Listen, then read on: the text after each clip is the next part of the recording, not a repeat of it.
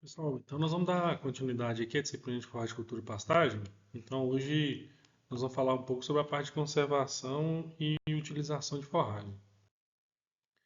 Então a gente sabe que se a gente pegar aí, aqui está mostra um gráfico, né, dos meses de janeiro a dezembro. Então nesse período aqui, que pega aqui de janeiro a março e depois a partir de setembro a outubro, dependendo um pouco da região, são os meses que a gente tem chuva e é onde a gente tem a oportunidade de produzir forragem, tá? Como, então, se a gente produz forragem no tempo das chuvas, mas nós precisamos também ter uma estratégia para pegar essa forragem que foi produzida no período das águas e poder utilizar ele no período seco.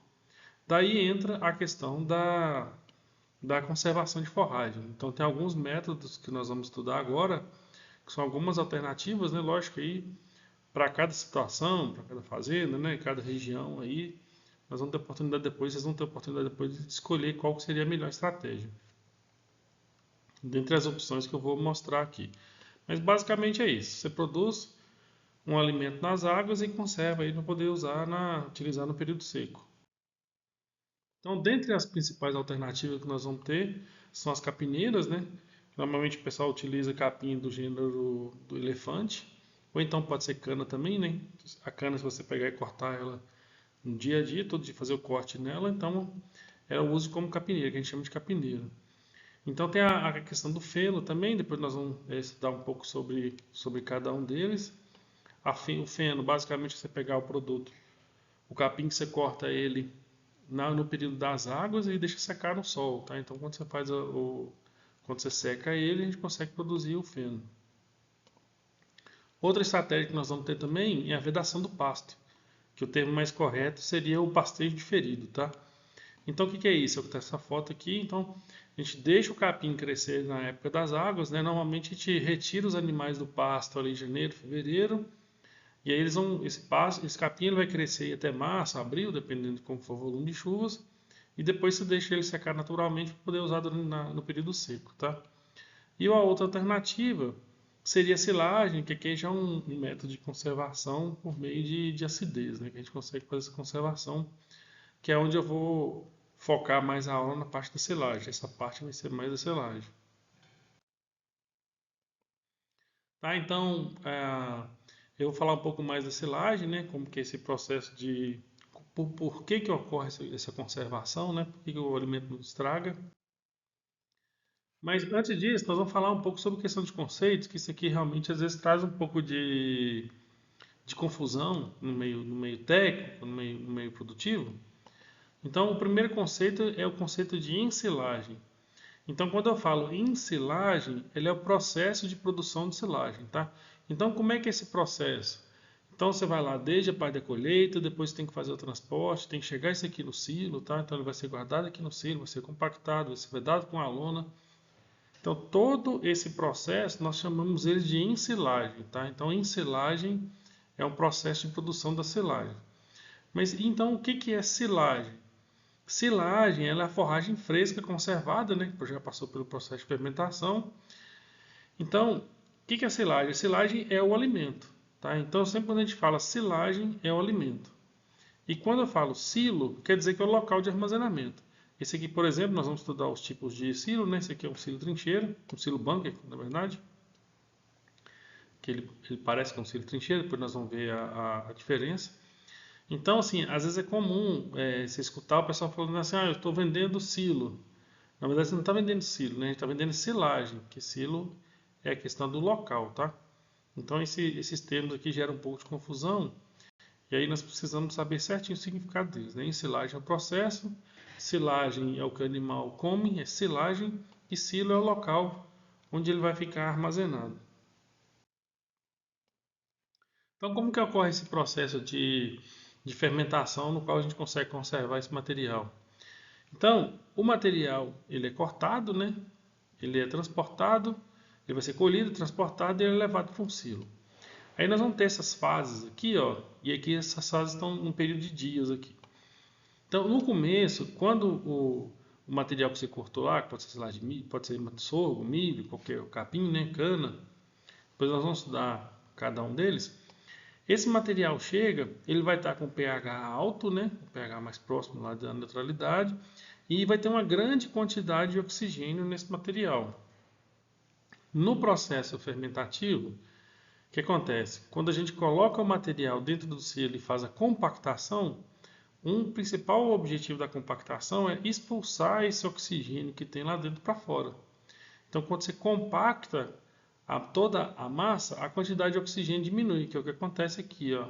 Então, você reduz para próximo de zero a quantidade de oxigênio através da compactação.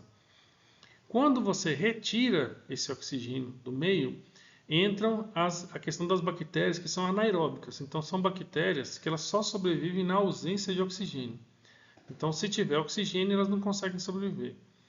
Então, como a gente promove através da compactação a expulsão desse oxigênio, a massa que está armazenada lá não vai ter oxigênio mais, aí essas bactérias começam a crescer. O que essas bactérias fazem? Elas pegam o açúcar que tem os carboidratos, né, que tem solúveis que tem nessa massa, se alimentam desses carboidratos e as próprias bactérias começam a produzir ácido, tá? Principalmente são as bactérias que produzem ácido lático. Tem outras também, né, mas a principal seria do ácido lático. Como ela vai produzindo um ácido, então a quantidade de bactérias aumenta e o pH vai caindo. Com o pH cai porque o próprio alimento está se tornando um pH ácido. Depois que acidifica toda a massa que as bactérias já ingeriram o açúcar que tem, essas bactérias também vão morrer, mas o que elas vão deixar é o ácido que vai estar no meio dentro do silo, né? Misturado em toda a massa. Então, essa massa que ela foi acidificada, esse ácido que as bactérias produziram, ela que é responsável pelo bom armazenamento que nós vamos ter no material. Então, o processo fermentativo nada mais é do que a produção de ácidos por bactérias que elas consomem o açúcar solúvel que tem nessa massa e aí daí produz o ácido. Em meio ácido, então nós não vamos ter o crescimento de outras bactérias. Por isso que existe essa conservação. E aí durante quanto tempo que posso ter um material desse armazenado num silo? Pode ser 1 ano, 2 anos, 3 anos, 5 anos, tá? Então ele pode durar muito tempo, desde que o material esteja bem conservado. E depois nós vamos ver como que ocorre essa conservação. Então o que seria esse processo de ensilagem? Então ele começa lá com a colheita, depois você tem que encher o silo, depois compacta, depois veda e de lá nós vamos ter os processos fermentativos. Os processos fermentativos foi o principal deles, né, que é a formação do ácido lático lá, foi o que eu expliquei, tá? Existem outros processos, mas de maneira mais simples, basicamente esse no ácido lático. Então eu vou falar um pouco sobre o processo de colheita, de enchimento, compactação e vedação agora. O processo de colheita, nós vamos fazer ele com auxílio de máquinas, né? Então basicamente nós temos as ensiladeiras de uma linha. Então se a gente olhar aqui, você vê que tem um rasgo aqui dentro. Isso aqui são para culturas que são plantadas em linha. Por exemplo, como milhos, como sorgo, que você usa uma semeadora, uma plantadeira para poder plantar. Então ela colhe, no caso desse modelo aqui, ela colhe uma linha só, tá? Tem outros modelos que podem colher 2 linhas, mas basicamente são plantados em linha. Essa daqui é o equipamento mais comum que a gente tem nas fazendas, tá? Mais recentemente, as indústrias de máquinas lançaram as máquinas que têm a ensiladeira praticamente a mesma, né? A colhedora é a mesma, mas eles mudaram aqui a plataforma. Então essa plataforma aqui, eram as que vêm normalmente escrito AT, são as plataformas de área total. Então elas conseguem colher produtos que não são plantados em linhas, por exemplo, como capim. E no caso, quando é plantado em linha, por exemplo, como milho e sorgo, elas podem colher mais de uma linha. Então tem equipamentos desse aqui que colhem 2 linhas, colhem 3 linhas, 4 linhas, tá? Então tem esse tipo de plataforma aqui que ele é mais, você pode colher ele ao invés no sentido da linha, você pode colher contra a linha, tá? Então esse equipamento aqui ele é mais versátil. É mais caro também, mas ele é mais versátil. E esse aqui é um outro equipamento. Esse aqui ele já foi desenvolvido próprio para colher cana. Então você vê que ele tem essa rosca sem fim aqui do lado. Então quando a cana, se você pegar uma cana que ela deitou um pouco, às vezes ela pode estar deitada um pouco para um lado, esse rosca sem fim ela consegue levantar a cana para poder colher, tá? Então esse aqui é um equipamento mais voltada para a produção de cana. Nós também vamos ter que são as máquinas autopropelidas, tá? Então essas máquinas aí, de uns anos para cá, aumentou bastante a quantidade de máquinas que nós temos aqui na região, principalmente porque está tendo muita importação de equipamento usado, né, dos Estados Unidos, da Europa, e eles equipamentos chegam aqui num custo muito menor, então tem aumentado bastante aí a quantidade de máquina. O rendimento dessas máquinas são muito maiores, né? Então, às vezes uma máquina dessa aí colhe às vezes 30 hectares num dia, 40 hectares num dia, né? Dependendo do tamanho. Então, se a gente pensa em colher uma área maior, então o ideal seria talvez pensar em aluguel dos equipamentos, tá? Áreas menores, sim. Aí você tem essas máquinas menores, né? Que esse aqui se acopla no trator. Então aqui tem o terceiro ponto, a tomada de força aqui, né? Que se acopla no trator. E essas máquinas aqui já são autopropelidas, tá? Em termos de qualidade, uniformidade da picagem do alimento, essas máquinas aqui são bem superiores, tá?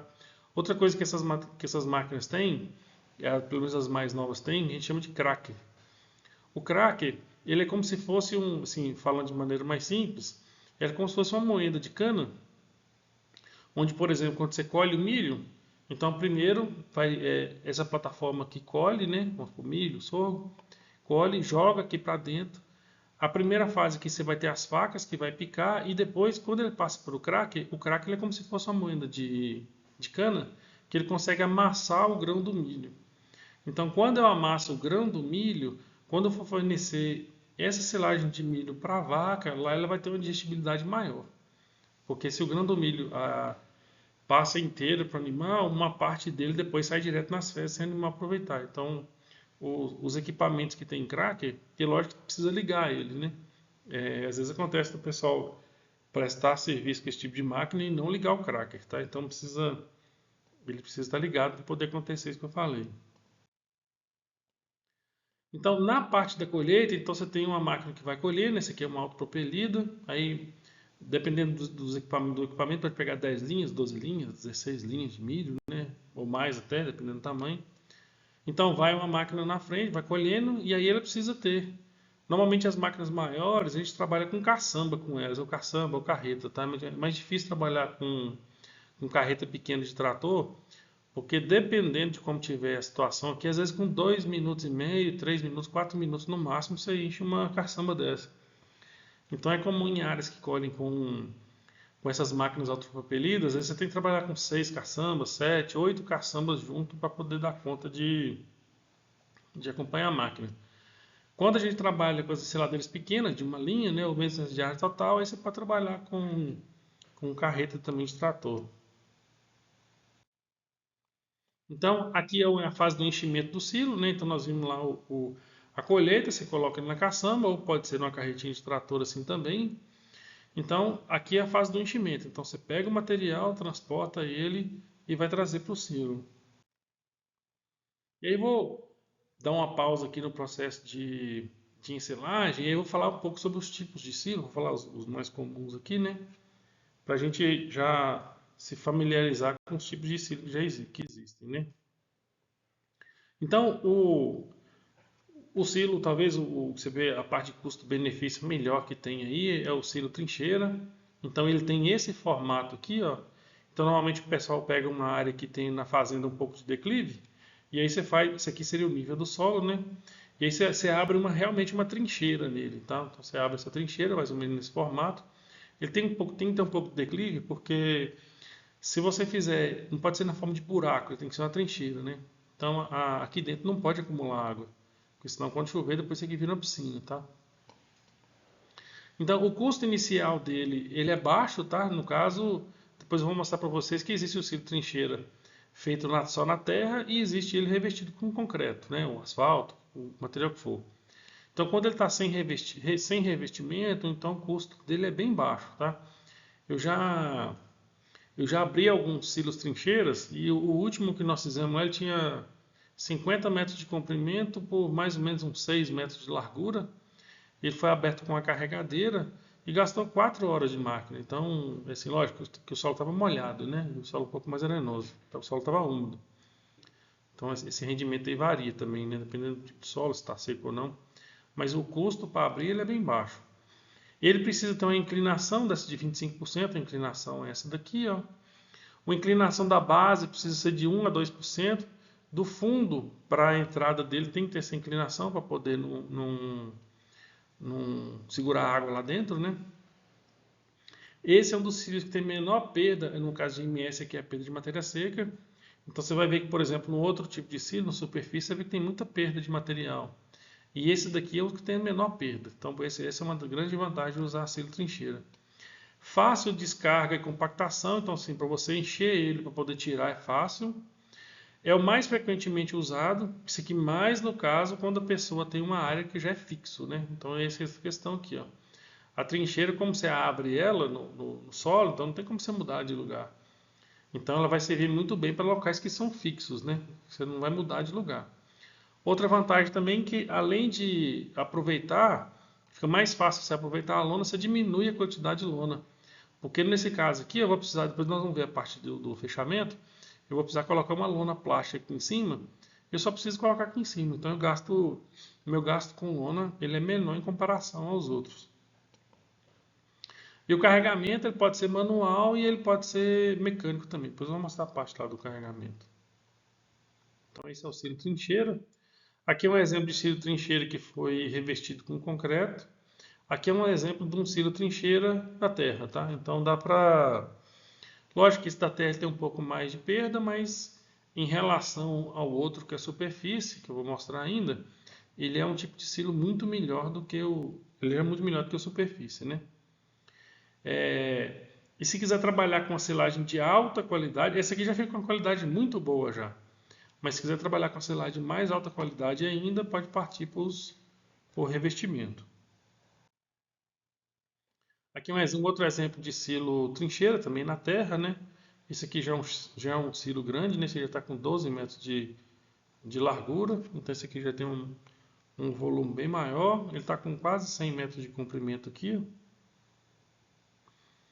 Um negócio interessante que eu acho também é não fazer ele muito comprido. Eu acho que talvez se pudesse fazer com 50 metros, acho que seria mais interessante. Porque para entrar aqui, depois que isso aqui está cheio, você tem que vir com o trator aqui, ó, e se ele não tiver muito largura, você vai ter que vir com ele de ré. Então, para não ficar dando ré durante muito tempo no trator, às vezes você trabalhar com silos aí de 50 metros talvez seria o ideal. Se, não, lógico, se o terreno permitir. Com relação ao declive que eu falei, essa parte aqui, esse aqui nós estamos no final do silo, lá é o início, né? Essa parte aqui ó, tem 1 a 2% mais alto, tem declive, né? Mais alto que essa parte de lá. Então sempre quando chove aqui, ó, junta a água sai para lá, tá? Então ela precisa... E por isso que o terreno total tem que ter um declive, porque esse daqui, ó, a saída dele é na altura do terreno mesmo, tá? Então ele tem que ter um declive dessa direção para lá, um declive natural. Esse silo aqui ele foi feito com escavadeira. Então, lógico, com escavadeira ele fica perfeito, né? Então fica certinho e é rápido também. Mas dá para fazer com carregadeira também. No caso do silo trincheira, o ideal é a gente fazer ele em rampa. Então, aqui, ó, no primeiro dia, você pega na parede do silo que fica no fundo, você coloca ele nessa forma aqui, em formato de rampa, compacta. No segundo dia, você coloca essa forma aqui, compacta. A gente não espalha ele na área total, tá? O ideal seria espalhar ele em rampa. Quando eu encho ele na formato de rampa, eu consigo fazer com que ele tenha melhor qualidade, porque a área daqui ó, que está exposta ao oxigênio você diminui e você facilita a compactação também, porque o trator está subindo, né? Então ele força mais ele melhora um pouco a compactação. O outro que nós vamos ter, esse aqui talvez na região nossa aqui é o mais comum, que é o silo superfície. Então o que é o seu silo superfície? Você tem um solo, que é essa linha aqui mais grossa. Simplesmente você coloca o material em cima, pode ser de um terreno, pode ser em cima da terra mesmo, em cima de um capim, alguma coisa assim. Você simplesmente coloca em cima, compacta e coloca a lona, tá? Então custo inicial você não tem praticamente, que você vai gastar só a lona. Pode ser feito em qualquer local. Então esse tipo de silo ele é interessante para quem não tem o local certo onde vai fazer o silo.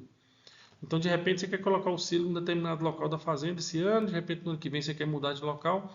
Se for alguém que tem uma ideia de ficar sempre mudando de local, ou de repente uma fazenda arrendada, alguma coisa, aí de repente é melhor trabalhar com superfície. Mas o grande problema desse silo de superfície é o problema da compactação, não compacta direito. Enquanto o trincheiro você consegue ter um nível de compactação maior, no silo de superfície ele é menor. E aí, como eu falei para vocês que o problema nosso é o oxigênio, quando você não compacta direito, você já deixa uma quantidade de oxigênio residual maior. Então, esse é um dos motivos que ele estraga mais, tá? Precisa ter um solo bem compactado, né? Então você compacta ele antes de colocar o silo em cima. Se for no período principalmente no período das águas, né? Então, se não for o período da seca, já não estiver chovendo, não tem muito problema. Essa é a questão do aproveitamento da lona que é mais difícil, tá? Que normalmente a lona rasga mais. Você tem maior perda de matéria seca, né? Principalmente pelo motivo de você não compactar direito. O grande segredo de trabalhar com ensilagem é a questão da compactação. Ficou bem compactado, o material com certeza vai estar bom. Não compactou direito, vai ter problema. Seria interessante que, no caso, se tivesse uma camada de capim seco, ou então se for uma área que tenha capim, você pode roçar ele, justamente para não ter o contato do material com a terra, tá? Então seria interessante fazer isso aqui embaixo, tá? Tem que usar a lona plástica mais grossa. O ideal é de 250 a 300 micras, mas assim, na região nossa aqui normalmente o pessoal não usa. Usa em torno de 150 micras até 200 micras. Normalmente você não acha no comércio local aqui, pelo menos na região nossa aqui, já não acha muito. E quanto micras é a espessura da lona. Quanto mais micras ela tem, mais grossa ela é, mais cara também, tá? Então no mercado, você vai achar aí de 150, 200 micras mais ou menos. E o carregamento também é a mesma coisa. Você pode fazer o carregamento manual ou mecânico, né?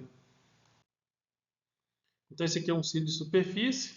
Então o que que é? Pegou uma área aqui que não tinha capim, você jogou o material que você colheu aqui em cima e compacta, tá? Basicamente é isso daí.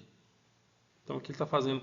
E é interessante você fazer compactação nos dois sentidos, né? Você compacta assim e depois vem compactando na parte da transversal. Aqui ele está fazendo um enchimento, né? Com a descarga aqui manual. O outro tipo de silo que nós vamos ter é o silo bolsa. O pessoal chama também de silo bag, linguiça, aí tem outros nomes. Ele é utilizado tanto para armazenamento de grãos como para silagem também, tá? Ele tem um custo elevado, principalmente porque a lona ela é muito mais cara, né? Ela tem esse formato cilíndrico aqui, a lona. E o problema também é que você precisa de maquinário específico. Então você vai ter que ter uma máquina para poder encher e compactar, tá? Então esse é um dos motivos também que não é muito utilizado. O custo dele é mais alto e demanda maquinário específico, tá? Grande vantagem que tem perda praticamente zero de matéria seca. Então a perda é muito pequena, tá? Então ele promove uma qualidade aí no armazenamento muito boa. Vantagem também é que você pode colocar ele em qualquer lugar, né? Lógico, tem que ser compactado para ele não ceder. Então, qualquer local você pode fazer. Essa questão do reaproveitamento do bag após a abertura, o que normalmente a gente faz? Quem faz lona nesse silo bag, depois que você corta, para tirar você tem que cortar, né? Você corta ela aqui. Quando ela abre, você pode usar essa lona num silo trincheira ou num silo superfície. Então, essa lona aqui ela tem uma espessura maior, às vezes 400 micras, até um pouco mais. Então, essa lona aqui ela é muito boa para você poder fazer o reaproveitamento dela. Então, tirou também a de grãos, né? Se você colocou grãos ou colocou silagem aqui dentro, se cortar certinho, lógico que não pode ficar picando a lona, né? Mas se você cortar certinho aqui, você pode pegar e reaproveitar ela num silo de superfície ou num silo trincheira.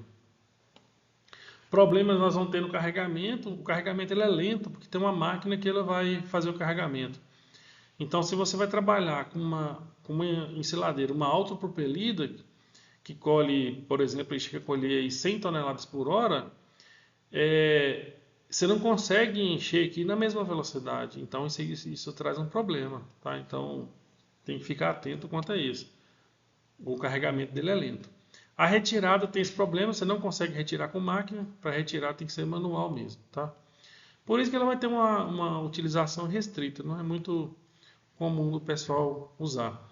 E tem o problema da ensiladeira por período que eu falei, né, que é muito difícil. Você consegue colher uma grande quantidade Por exemplo, às vezes você colhe lá, por exemplo, às vezes você gasta 3, 4 minutos lá para colher uma caçamba. E a máquina aqui, ela demora a encher. Então daqui a pouco você está com todas as caçambas aqui paradas, esperando encher, e a máquina lá, o propelido parado lá no campo, tá? Então o silo bolsa, ele tem esse problema. Então aqui é um exemplo. Se ele tiver com silagem, cada lona dessa de silo bolsa cabe mais ou menos 90 toneladas. Aqui é uma silagem de grão úmido, que eu vou explicar depois, que é uma outra forma da gente fazer uma silagem que é só do grão, não tem a planta aqui não, só o grão mesmo. Ele consegue em torno de 90 toneladas, e aqui é o tamanho dele, que é mais ou menos em torno de 1,80 m a largura da lona. Aqui é a máquina que faz o enchimento, né? Então você coloca o material aqui, ele cai lá dentro e ela vai compactando, tá? Então ela vai compactando e vai enchendo. Outro tipo de silo que tem, esse também é muito pouco comum, mas existe também, que é o silo bunker, que a gente fala. Onde que é usado o silo bunker? Em regiões que são totalmente planas, você não consegue fazer o silo trincheira, porque se você cavar, o negócio vai virar uma piscina. Então, o que é o silo bunker? É como se fosse uma trincheira ao contrário. Você vai e faz um muro. Então, é uma área plana e aqui é feito um muro aqui de concreto, tá? Então, esse tipo de silo ele já é bem mais caro, tá? Mas para quem está em área plana, aí você não tem muita uma outra alternativa não. Aí seria fazer o bunker mesmo. Mas ele é pouco utilizado, que ele é o mais caro que tem para poder construir. Aqui é a fase da compactação. Aqui o exemplo, aqui nós estamos no silo trincheira, você vê que tem as paredes aqui em volta, e o trator ele está compactando em rampa, tá? Então ele vai e volta em rampa. Aqui é um silo trincheira também, onde o trator não está compactando em rampa. Ele espalhou na área inteira e ele fica indo e voltando, tá? Aqui ó, você vê que se ele tiver 50 metros de comprimento, então você vai ter que os 50 metros aqui estar em contato com o oxigênio. Então ele começa a estragar um pouco aqui, ó. É imperceptível, mas ele já começa a estragar. No caso da rampa, não. Em vez de você ter 50 metros lá em contato com o oxigênio, você vai ter aqui, ó, poucos metros em contato com o oxigênio. Por isso que é melhor fazer a compactação em rampa. Agora, lógico, né? Tem que ser o silo trincheira. O silo superfície já não dá para fazer, não. O silo superfície tem que ser assim mesmo. Você espalha na área total e compacta. E aí vem a pergunta, né? Qual trator que eu preciso para poder compactar, tá? Então, existe uma conta que a gente faz que é isso aqui, ó. O peso do trator, ele é igual a 40% da quantidade transportada por hora. Então, vamos dar um exemplo aqui, ó. Se eu tenho uma máquina que colhe 10 toneladas por hora, igual por exemplo que as enceladeiras pequenas lá normalmente colhe 10 toneladas por hora.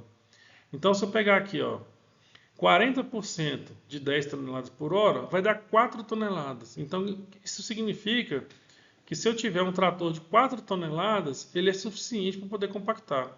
Esse trator aqui tem por volta de 4 toneladas, 4, 5 toneladas. Então, se está chegando até 10 toneladas que chegar aqui por hora, esse trator consegue compactar bem, tá? Mas o que acontece? Se eu trabalhar com uma máquina, por exemplo, que colhe 50 toneladas por hora, aí o que vai acontecer? Eu pego 50 toneladas por hora, faço também vezes 40%. Que se você fizer a conta, nós vamos chegar lá em 20 toneladas.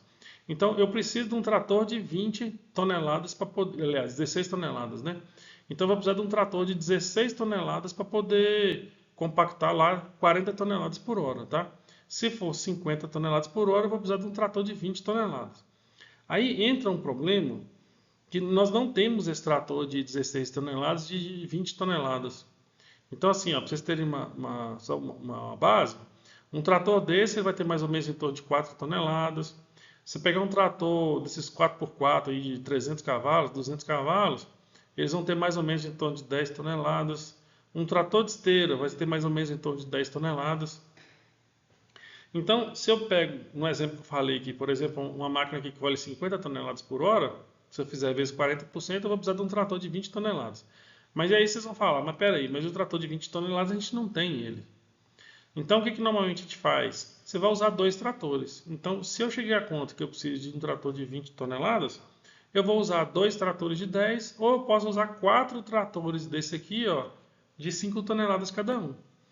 Então, isso foi feito a partir de um experimento. Se eu não obedecer essa conta aqui, ó, eu vou ter uma silagem mal compactada e mal compactada, vai ter resíduo de oxigênio que vai aumentar a minha perda com isso.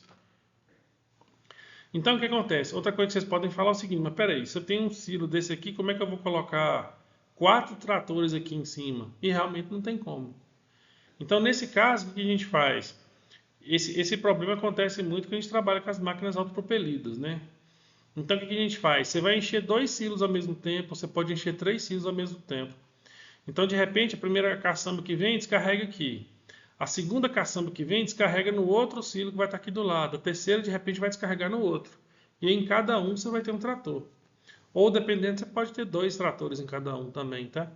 Então, essa conta aqui do peso do trator, ela precisa ser feita, tá? Eu já vi muita fazenda que sai das máquinas de uma linha e resolve não usar mais as máquinas que colhem uma, 2 linhas e passa para as máquinas autopropelidas. E você vai olhar no final lá, a qualidade da silagem piorou. Mas piorou porque não olhou a parte da compactação. Então a conta é essa. Outra conta que precisa ser feito é por quanto tempo esse trator ele precisa ficar rodando aqui em cima, indo e voltando, indo e voltando. O tempo que ele faz é o seguinte, é o dia inteiro sem parar, ele tem que ficar rodando. Se a máquina que está colhendo trabalhar 10 horas, o que vai acontecer? Ele vai trabalhar aqui também às 10 horas, só que você tem que lembrar que a última caçamba, a última carreta que a máquina cortou, precisa ser compactada, você não pode deixar ela para o dia seguinte, tem que ser no mesmo dia. Então, quando a máquina lá para, ainda vai chegar aqui, ó, a caçamba, vai chegar a carreta e ele vai ter que continuar compactando. Então, por isso que o trator que mais trabalha no processo de ensilagem é o trator que está compactando, que é esse daqui, ó. Extensão da compactação de 1 a 1,2 vezes o turno de colheita. Então, como é que seria isso? Se a máquina que está colhendo trabalhou 10 horas, esse trator aqui ele vai ter que trabalhar de 10 até 12 horas para poder ficar bem compactado. E não pode parar, tá? Às vezes o pessoal compacta um pouquinho, para, descansa, não, tem que ficar rodando direto. E também lembrar que ele tem que estar compactando do outro lado, né? Então ele compactou nesse sentido, depois ele vira e começa a compactar nesse sentido também. Isso aqui no silo superfície, tá? No trincheiro não precisa não. Qual a diferença? Isso aqui é uma selagem bem compactada, isso aqui é uma selagem mal compactada. A selagem que fica mal compactada vai dar muito isso daqui, ó. Isso aqui é uma presença de fungo. Então o fungo, a presença do oxigênio que ficou, ele se desenvolve aqui dentro e depois toma conta. Se não tomar cuidado, pode ser que você abra a lona e que está aqui dentro tudo estragado, tá? Estragou tudo e tem que jogar tudo fora. Essa aqui é uma silagem de ótima qualidade. Você vê que ficou tão bem compactado que ela meio que parece que foi cortado, né, para poder tirar. Essa daqui, se você for com a mão aqui e tentar tirar, você tem um pouquinho de dificuldade. Aqui não, ela está solta, tá? Então aqui, esse aqui é um exemplo de mal compactação. Esse aqui é um exemplo de compactação muito boa.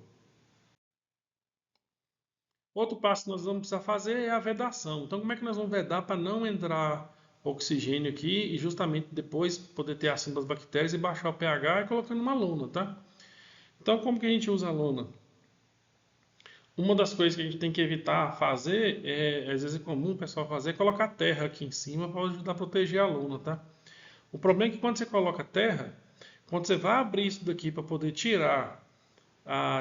pegar o material para fornecer para os animais, costuma muito cair terra aqui dentro, e aí você contamina o alimento que você tem lá com terra, tá?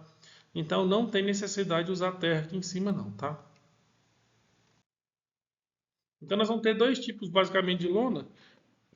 É a lona preta e branca, que a gente pega a parte branca dela, coloca para cima, né, que ele vai refletir a luz do sol, e a parte preta por dentro. Essa lona é mais utilizada, né? Falei para vocês que tem 150 micras, 200 micras, tem as pessoas, o ideal seria trabalhar pelo menos com 200 micras. Só que ela tem um problema. Esse plástico aqui, ó, ele é impermeável para a água. Se você colocar água aqui dentro, a água não sai não, ele é impermeável. Só que ele tem um problema que ele entra um pouquinho de oxigênio. Ele não é totalmente impermeável para oxigênio, não.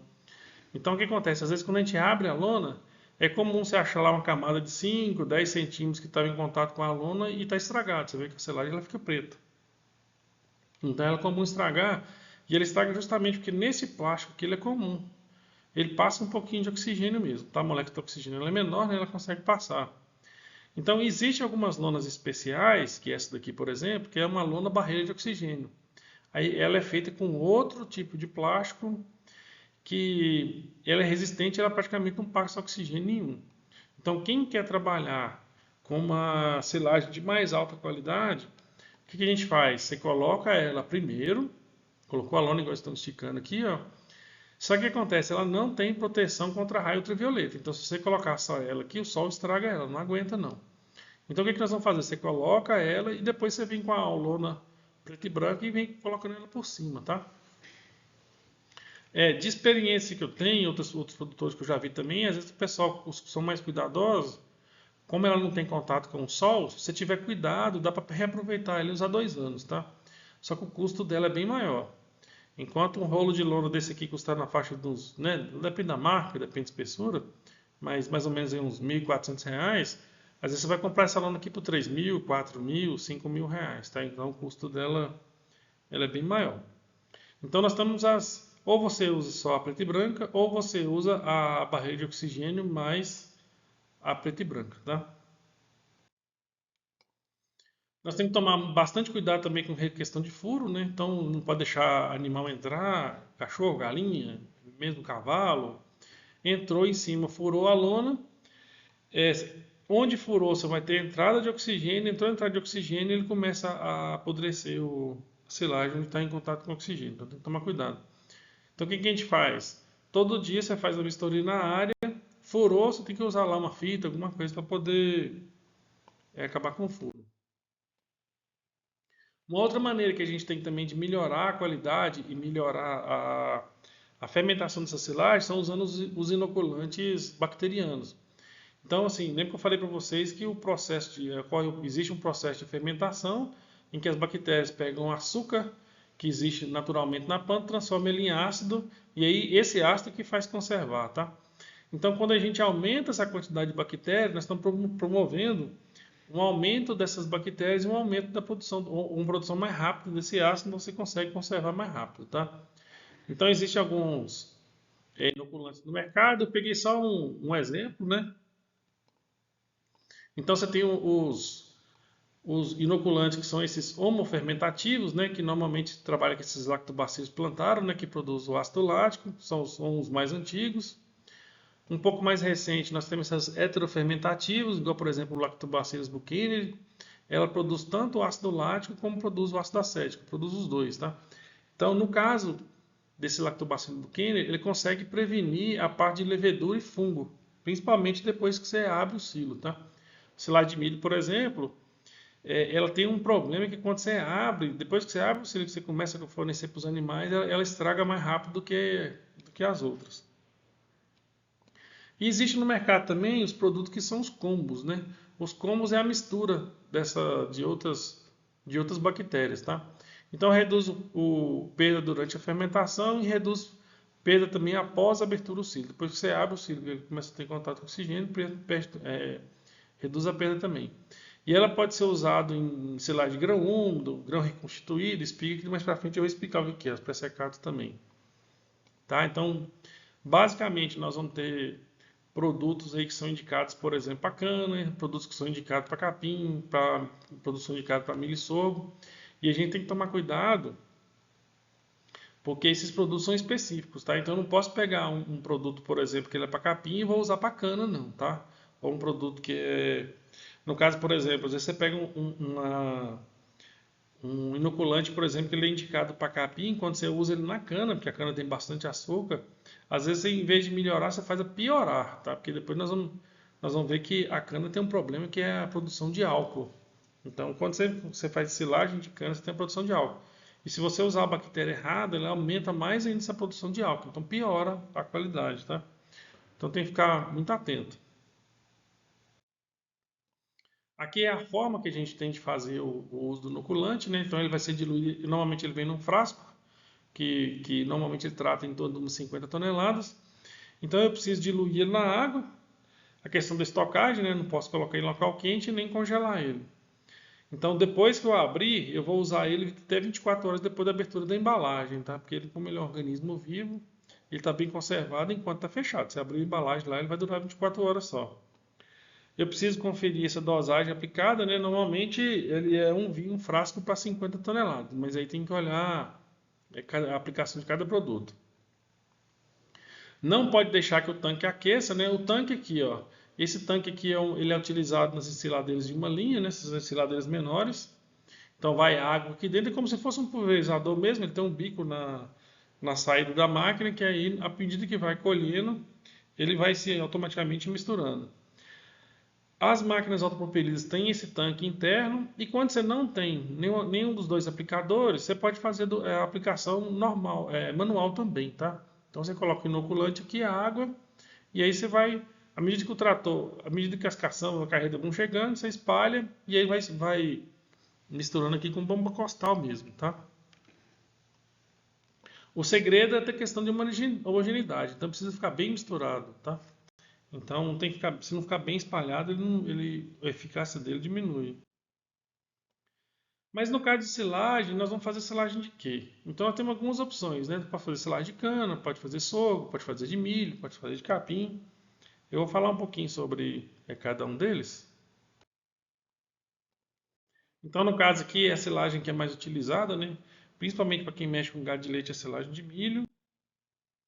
Então você tem algumas vantagens, né? Alta qualidade, né? Então o milho, além você está levando a planta, que a planta já tem uma qualidade muito boa, você está pegando os grãos do milho e levando para a silagem também. Então você faz silagem da planta inteira, você vai ter uma ótima qualidade. As máquinas os mais fáceis de colher milho e sorgo, que é plantado em linha. Então você pode colher com a máquina de uma linha, pode colher com a autopropelida, pode colher com a máquina com a ensiladeira pequena de área total. Ela tem uma ótima fermentação, porque você tem muito açúcar aqui no caule da planta, então esse açúcar vai servir de alimento para as bactérias produzir o ácido e promover a conservação do material. Problemas que nós vamos ter na silagem de milho, para a produção de milho, é que é exigente em fertilidade do solo, né? Então, se não for uma área com solo bom ou que foi bem corrigido, você não consegue ter uma produção satisfatória. Outro problema que nós vamos ter é exigência em pluviosidade, que é exigência em chuva. Se não for uma região que tem uma distribuição boa de chuva, também fica mais difícil você conseguir produzir. E o grande problema que nós vamos ter da silagem de milho é que a gente chama de instabilidade aeróbia.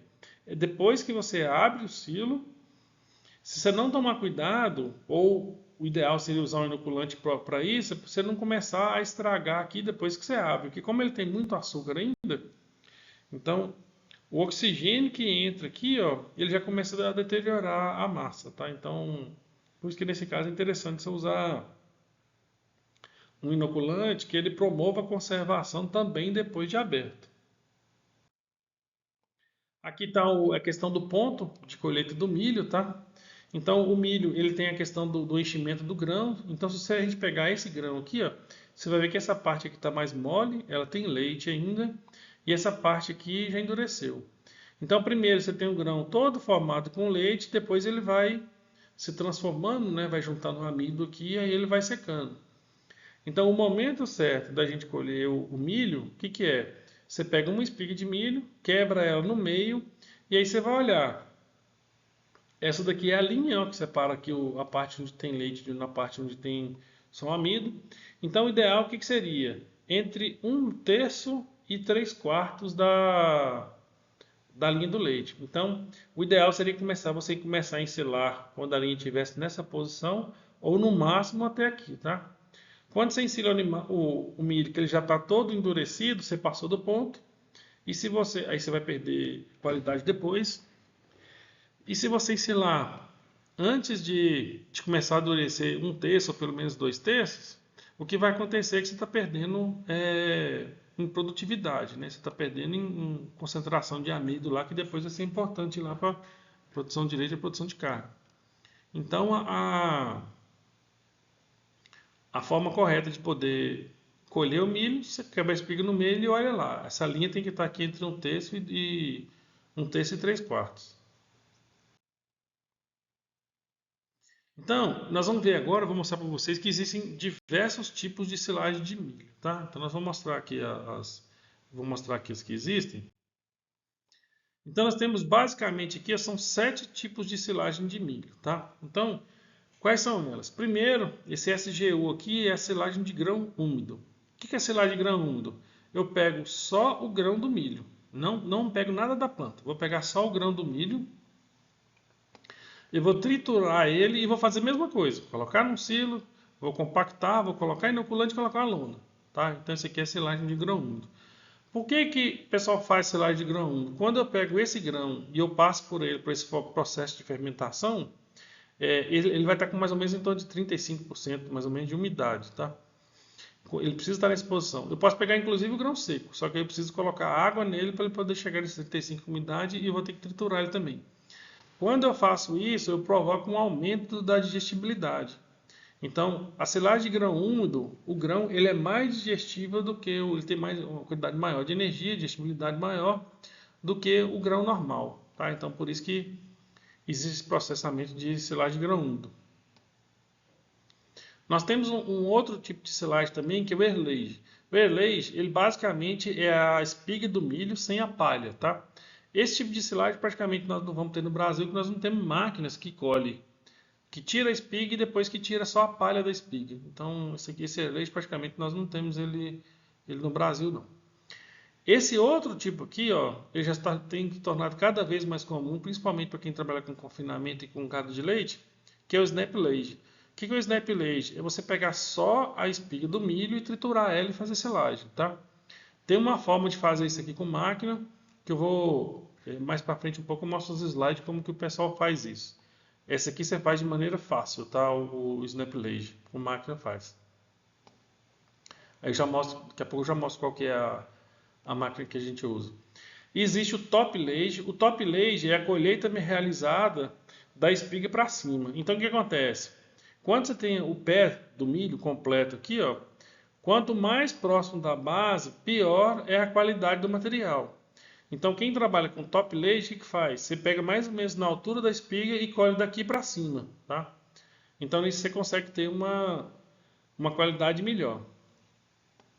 Existe a silagem aqui da planta inteira, que ela é colhida com 60 centímetros de altura, então você regula a máquina para colher com 60 centímetros, então 60 centímetros para baixo deixa, né, não colhe.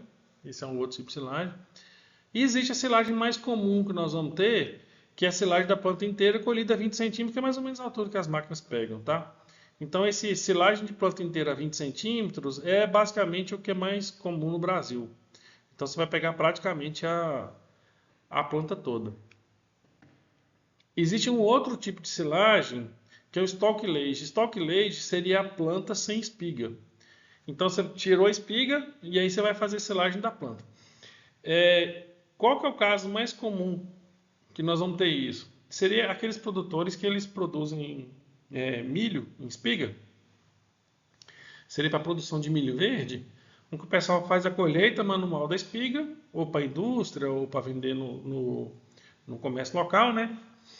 Você tirou a espiga, às vezes o pessoal coloca em bandeja, ou vai para a indústria de milho verde enlatado. Você tirou a espiga, o que sobra é a planta sem a espiga. Então você vai, colhe ela e faz silagem. Então isso a gente chama de stalk lage. Então esses são os 7 tipos de silagem, tá? Aí vocês vão perguntar assim, mas por que então existem esses outros tipos aqui? Quanto mais você avança cortando só a parte de cima, ou cortando só a espiga, ou pegando só o grão, você está melhorando a qualidade. Isso daqui é interessante para quem tem, por exemplo, confinamentos ou quem tem gado de leite. Gado de leite, quanto melhor a qualidade da sua silagem, menos ração você gasta, tá? Então a ideia é essa. Eu vou investir na qualidade de forragem para poder economizar com ração. Então por isso que existem esses outros tipos de silagem. Tá? Aqui é uma comparação do que acontece, né? Então, por exemplo, se a gente pegar aqui a quantidade de amido. A quantidade de amido é a quantidade de açúcar que nós vamos ter, é o principal açúcar que tem no milho. E a gente sabe que para a vaca de leite, para ela produzir leite, vacas de alta produção, quanto maior a quantidade de amido que eu vou ter, né? Lógico que existe um limite, mas quanto maior a quantidade de amido, mais eu vou ter a produção de leite. Então, a amido é um dos grandes responsáveis pela produção do leite. Então, quando eu olho a silagem da planta inteira, aqui ó, 30% de amido. A silagem colhida com 60 centímetros já passou para 34. A silagem só do grão úmido aqui, ó, 72. O Snap Lage aqui, ó, 64% de amido. Então, essa aqui é a... Você melhora a qualidade da silagem, uma silagem com mais amido. Ela tem o NDT que é o nutriente digestivo total, que dá a ideia da energia. Então, você sai de 73% aqui de energia e vai, por exemplo, no caso do Snap Lage para 83%. FDN, que é a quantidade de fibra, então você reduz a quantidade de fibra, em vez de 41% de fibra, você tem 16%. A gente sabe que quanto menos fibra tem, mais o animal come, né? Se ele comer mais, ele vai produzir mais leite. Então a ideia é essa: quando você precisar investir em qualidade, você trabalha com esse tipo de selagem. Mas por um outro lado, a produtividade também cai, né? Então se você colhe a planta inteira, pode chegar até 70 toneladas por hectare, tá? Você passa a colher com 60 centímetros de altura, já caiu para 58 toneladas. Aí você pega o Snap Lage, só dá 24 toneladas e grão 1, 18 toneladas, tá? Então, quanto mais você escolhe a parte melhor da planta para poder fazer silagem, a produção total que você vai ter também é menor, né? Aqui é um exemplo da silagem de grão úmido, tem que ter isso aqui, ó, entre 30% e 35% de umidade. Então, o que acontece? Você colhe o grão úmido no campo, né? Ou pode ser o seco também, mas você vai ter que triturar e colocar água. E aqui se simplesmente tritura o milho, ele vai ficar desse jeito, dessa forma aqui, ó, você pode triturar ele um pouco mais grosso. Triturou o milho, colocou dentro disso aqui, é um silo trincheira, né? É um silo trincheira aqui já com revestimento de alvenaria, né? De concreto. Então você coloca ele aqui e faz a compactação. Fechou com a lona. E o uso depois vai ser um uso comum. Esse milho aqui você vai substituir o milho grão, né? Então você abre a lona e vai retirando também, fornecendo para os animais. Essa silagem de grão úmido, ela torna o grão com digestibilidade, uma quantidade de energia maior. Por causa da digestibilidade, né? Uma digestibilidade vai ter uma quantidade de energia maior para os animais. A silagem de grão úmido, ela é melhor do que o grão de milho seco puro, tá? Essa daqui é uma forma que o pessoal tem de fazer o Snap Lage. O Snap Lage, você lembra que é a silagem feita só da espiga do milho. Então, o que foi feito aqui, ó? Isso daqui é uma máquina, é uma ensiladeira propelida, onde você retira aquela plataforma que ela tem de colher a planta inteira e você coloca no lugar uma plataforma de uma colhedora de grãos normal. Porque essa plataforma aqui, qual que é o serviço dela que ela faz, né? Ela simplesmente vai pegar a planta inteira, vai tirar só as espigas joga aqui para dentro. Se isso daqui fosse uma colhedora normal, ia fazer de bulha e ia sair milho seco no final. Como você trocou a plataforma, então ela vai retirar as espigas e essa máquina aqui ela é uma ensiladeira. Então ela vai passar por dentro, o material vai ser picado e aí já sai picado lá fora, tá? Então essa aqui é uma maneira simples de fazer silagem só da espiga, que aí você tira a plataforma de corte que vem nessas máquinas e substitui ela, coloca uma plataforma de grãos. Então esse é um jeito fácil de fazer só com máquina. Aqui é como é que o Snap Lage fica, né? Como ele é uma silagem só da espiga, então você vai ter aqui o grão, tem sabugo, tem a palha, né? Ele tem esse aspecto aqui, ó. Outro material que nós podemos usar para também fazer silagem é o sorgo, tá? Então esse aqui é o grão do sorgo, né? A gente vai ter também a silagem do sorgo. Normalmente hoje a gente faz silagem da planta inteira, ou você pode fazer silagem também só do grão, que eu vou mostrar aqui como que faz. O ponto de colheita dele, mais ou menos a planta toda vai estar com 30, 35% de matéria seca. E o ponto de colheita do sorgo, a gente pega aqui na panícula, você pega aqui o grãozinho do meio, e aí você coloca entre os dois dedos, aqui coloca na unha, enquanto você aperta ele, se sair só leite, quer dizer que não está no ponto ainda, tá? Se você tentar quebrar o grão e não conseguir mais que ele está duro, passou do ponto. O ponto ideal é quando o grão está pastoso, então farináceo. Você consegue quebrar ele com a unha e ele forma tipo uma farinhazinha, ele ainda está mole. Então esse aí é o ponto ideal de colheita do sorgo. O sorgo tem muitas vantagens, a questão da alta qualidade, né? Porque ele produz grãos. Toda planta que a gente usa, quanto mais grãos ela tiver, melhor vai ser a qualidade de silagem.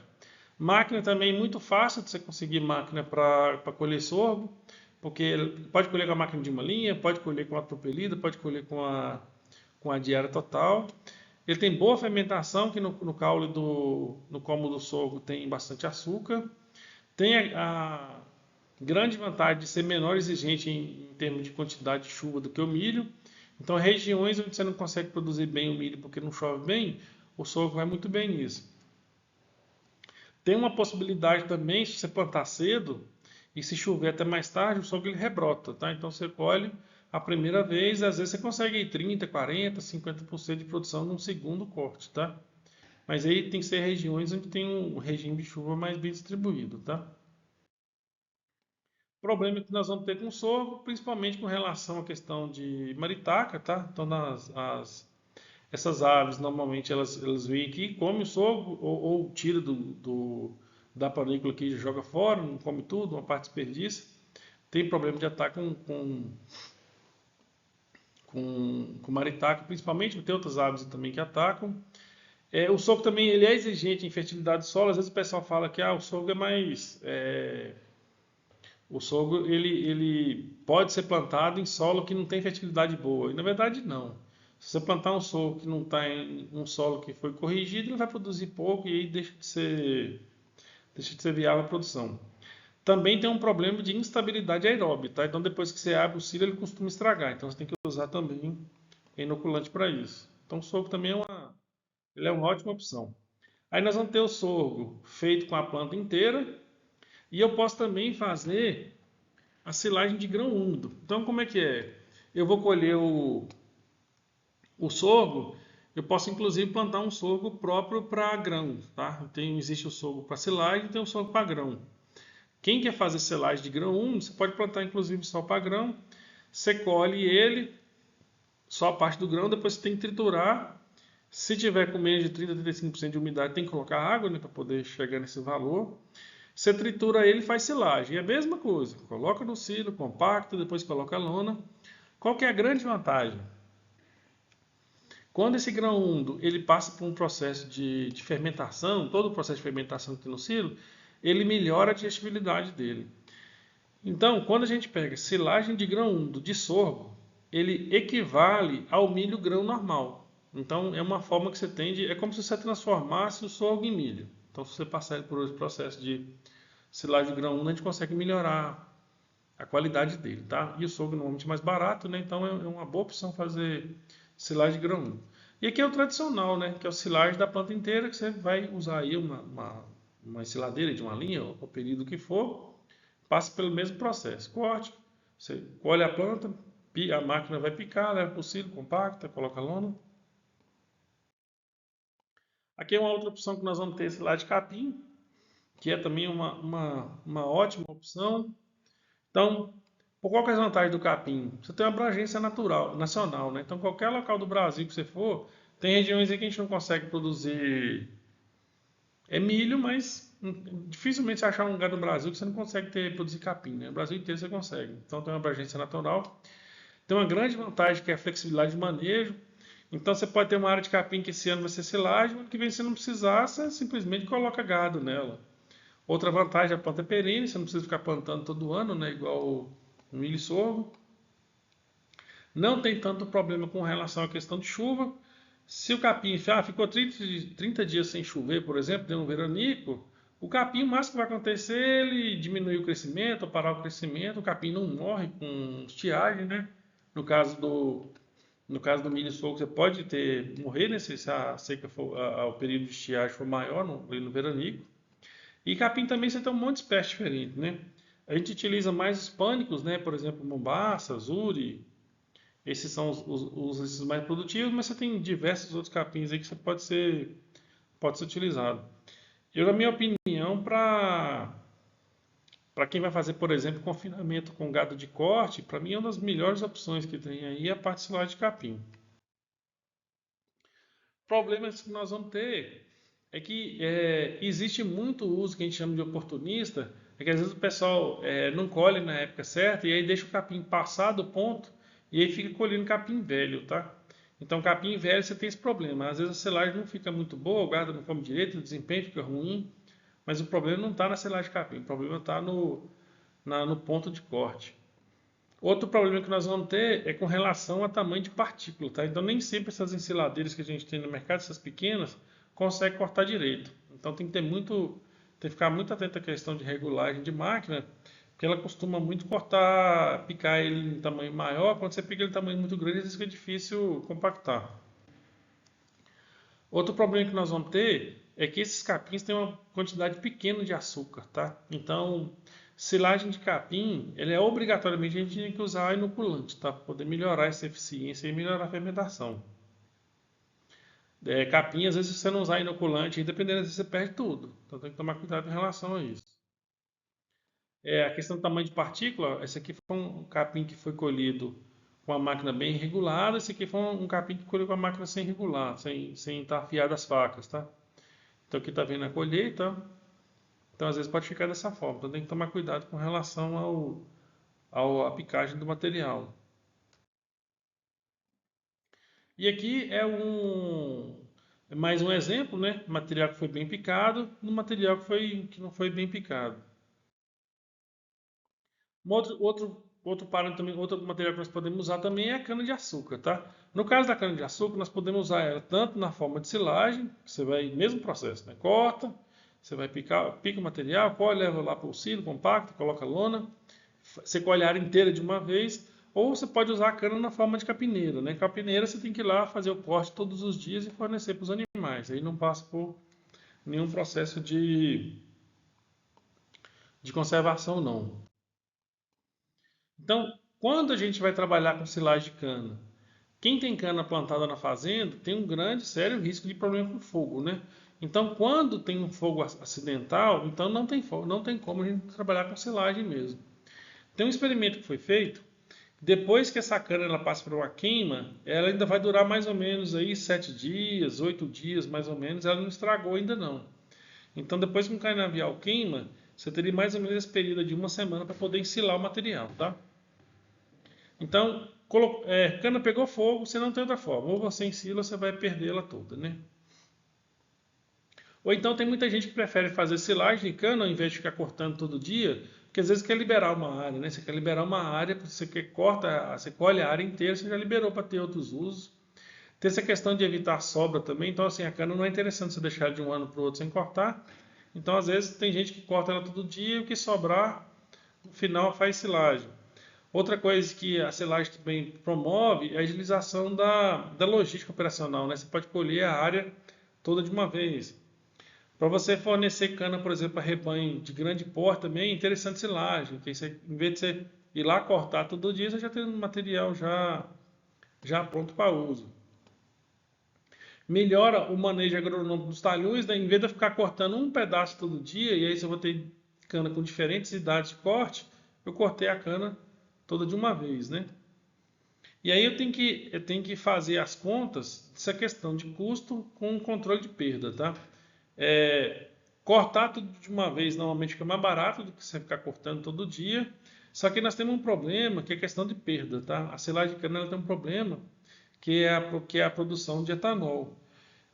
Do mesmo jeito que você faz, por exemplo, cachaça da cana, no caso aí vai ser levedura. Então essa levedura naturalmente transforma o açúcar que tem na cana em álcool. No caso da silagem, vai acontecer isso também, porque essas leveduras já estão no ambiente.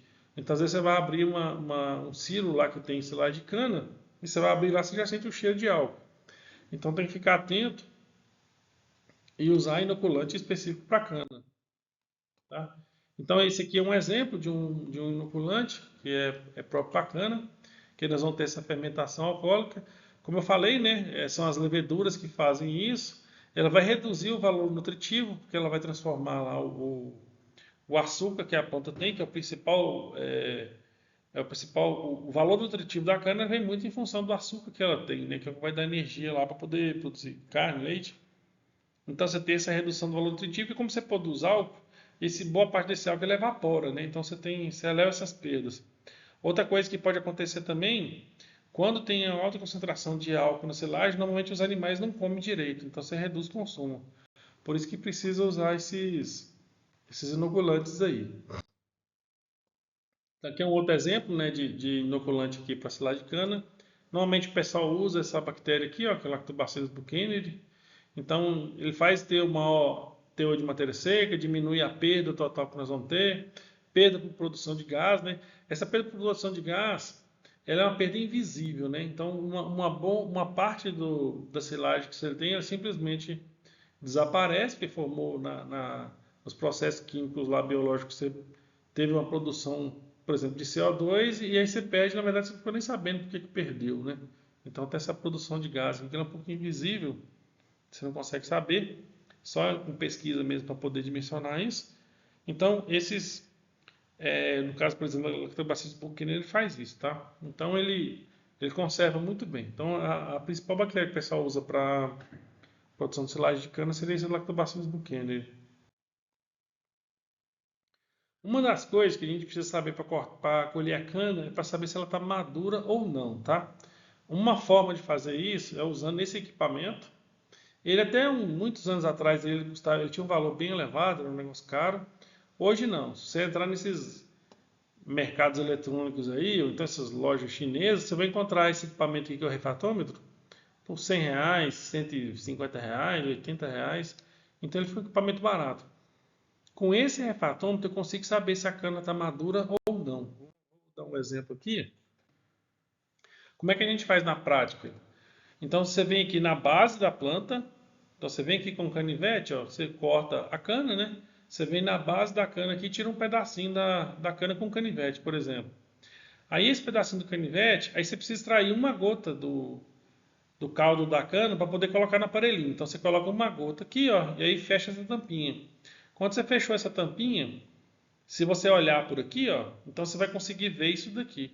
Então, como é que vai estar a marcação? Então, você vê que essa cana aqui, tá vendo que está no 15? Então, quer dizer que o Brix dela, que é a unidade que a gente usa para medir a quantidade de açúcar que tem na cana, o Brix dela está 15. Então, é de maneira bem simples, tá? Para extrair esse caldo aqui do pedacinho de cana, normalmente eu uso até um alicate mesmo. Você coloca um pedacinho de cana no alicate, você aperta o alicate, ele sai aqui uma gotinha, tá? Você fez aqui embaixo, você vem aqui em cima e faz a mesma coisa. Tira aqui uma gotinha aqui da parte de cima, coloca no aparelho e mede. Nesse exemplo aqui, ó, coloquei como que desse 20 aqui embaixo e 14 aqui em cima. Aí, a partir disso, a gente faz um índice de maturação. Então, você divide lá o Brix da ponta, que é 14, você divide aqui pelo Brix da base, no caso nosso, deu 20. Então, ele deu um valor de 0,7, tá? Acima de 0,7 quer dizer que ela já está madura. Então, 0,7, 0,8, 0,9, tá? Porque a cana ela vai acumulando o açúcar de baixo aqui para cima, tá? Então, não existe um valor assim, ó, de você olhar e falar assim, 20 tá bom, 22 tá bom, 25 tá bom, não. Isso aqui depende da variedade da cana, depende do solo, depende de chuva, depende de um monte de situações. Eu posso ter uma cana com 20 que está madura, eu posso ter uma cana com 25 que ainda não está madura, tá? Então, para você falar que realmente a cana está madura ou não, você tem que medir o Brix. Aqui embaixo, em cima, o aparelhinho ele é fácil e barato de ser utilizado, tá? Esse aqui você usa ele durante vários anos, né? Ele é analógico, não estraga, não precisa de bateria.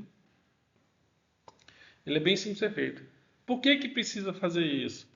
Se eu colher aqui uma cana verde, uma cana com uma baixa quantidade de açúcar, eu vou ter no final lá uma silagem com a baixa quantidade de açúcar, eu vou ter animais comendo cana com a baixa quantidade de açúcar e no final eu vou ter menor produção de leite, menor engorda, tá? Manejo de colheita de cana-açúcar pode ser manual. Aí tem alguns problemas, né, que é limitação trabalhista, você tem um custo mais alto para colher, pra conseguir cortar. Normalmente uma pessoa consegue cortar aí, isso aqui é uma média, tá? 4 toneladas por dia, né, se você quiser ter uma base. Para você colher 1 hectare, normalmente você precisa de 200 diárias para poder fazer 200 horas, né, de trabalho para poder colher 1 hectare. Pode ser feito também com picador estacionário, então você corta na mão e aí daí você joga lá na ensiladeira estacionária, né, que é parada, e ele tem uma baixa eficiência operacional, tá? Então, com a dificuldade que nós temos de mão de obra, cada vez mais fica difícil trabalhar com colheita manual. Aí existe também a colheita mecanizada, que aí eu posso usar uma ensiladeira para poder colher. Tem um problema na questão do desgaste, né? Normalmente as ensiladeiras têm uma durabilidade menor quando você colhe cana com ela. O custo para colher é mais baixo. Uma máquina dá para colher mais ou menos 50, 70, 7 a 10 toneladas por hora, ou 50 toneladas num dia, mais ou menos, né? Isso aqui já é interessante para rebanho de grande porte. E aí uma das coisas que nós temos que fazer é o manejo da soqueira. Eu vou mostrar aqui. Toda vez que você colhe com máquina, a cana, o que acontece? Você tem que cortar ela rente ao solo, tá? Se você cortar ela, igual por exemplo, essa máquina aqui, normalmente ela colhe a 20 centímetros de altura. Aí a cana vai ter um problema de atraso na rebrotação dela, tá? Então, como é que é o manejo da toceira? A máquina passou colhendo, vai ter que vir uma pessoa manual aqui atrás com um podão e vai cortando, tá? Ele tem que vir com um podão aqui cortando atrás para rebaixar. Preocupação também com o tamanho de partícula, né? Tem que estar regulado para não ficar para não ficar produzindo partícula muito grande, depois a gente não consegue compactar. E por último, nós vamos ter lá a retirada nós vamos ter a retirada da silagem, né? Então, a partir do momento que você compactou, fechou o ciclo, que ele fermentou, 30 dias depois lá, ou 60 dias depois, você já pode começar a retirar. Retirar pode ser de forma manual, igual que ele está usando aqui um garfo, né? Tem que tomar cuidado, só que eu tenho que retirar ele no comprimento, na largura toda dele, tá? Eu não posso ficar fazendo buraco aqui, não. Porque quando eu faço um buraco aqui, vou imaginar que hoje de manhã eu tiro um pedaço aqui, eu venho aqui hoje à tarde, tiro um outro pedaço. A parte que está em contato com oxigênio, ela vai ficar muitos dias, muito tempo em contato com oxigênio e começa a estragar. Então, para isso não acontecer, o que a gente faz? De repente você vem aqui, ó, você marca aqui, por exemplo, 30 centímetros e você vai cortando aqui 30 centímetros daqui até lá no final, tá? Então, aí normalmente o pessoal vê 30 centímetros, 40, 50 e tem que tirar ele todo. Não pode ficar tirando nos buracos, não, porque depois ele atrapalha. Outra forma que tem também são os vagões que tem uma fresadora. Então, essa fresadora você encosta aqui, ele tem um alto carregamento. Então, simplesmente você aperta aqui a alavanca, ela desce aqui e automaticamente ela carrega o vagão, tá? Então, você pode fazer o carregamento com vagão. Esse aqui é o melhor sistema que tem de retirar, porque ele retira de forma igual, né? Outro carregamento que nós podemos fazer também é aqui com a carregadeira. Ele está usando aqui uma concha. Nós temos um problema grande com a concha, porque quando o pessoal coloca a concha de baixo para cima e vai tirar, vai pegar a silagem igual está fazendo aqui, ele desestabiliza toda a parte que foi compactada. Ele descompacta essa parte. E aí começa a entrar oxigênio aqui para dentro e começa a estragar, tá? Então concha tem um problema. Se não tiver opção e for usar concha, aí acontece, tem que fazer o contrário. Em vez de fazer igual o pessoal carrega cascalho terra, que pega aqui por baixo e levanta, você tem que vir com a concha ao contrário. Você vem com a concha por cima, bate aqui em cima e vai descendo, tá? Então tem que ser sempre de cima para baixo. Não pode usar. Quando você vem de cima para baixo, aí você não descompacta tanto. Quando você vem de baixo para cima aqui, descompacta, atrapalha. Então você vem com a concha levantada, quando chegar aqui em cima, aí você desce ela. Sempre assim, vem com ela levantada e desce. Tá? Do jeito que ele está fazendo aqui, ele está promovendo a descompactação aqui do painel todo e aí colabora para estragar isso aqui mais rápido. Outro sistema que nós vamos ter é o de garfo, tá? Então esse garfo aqui ele é bom, né, também, que ele simplesmente ele abre as garras aqui, ó, e quando você fecha as garras aqui, você dá ré no trator e solta. Então ele não descompacta, tá? Então esse sistema de garra também é interessante. E o que nós vamos fazer com a nossa silagem que está deteriorada? Principalmente quando tem entrada de oxigênio, nós vamos ter um problema que é esse daqui, que é fungo, tá? Esse fungo, ele tem micotoxinas nele, e essas toxinas elas intoxicam também os animais, tá? Então nós não podemos colocar essa parte da silagem. Silagem estragou, não tem como não, tá? Nós vamos ter que pegar esse material e nós vamos ter que jogar fora mesmo, tá? Pessoal, então isso aí é Tentei fazer um resumo aqui dos tipos de selagem que tem, de como é que seria o processo lá, todo o processo de selagem. Dei atenção especial à parte lá de fermentação e à parte de compactação. E a parte de compactação é um dos mais importantes, tá?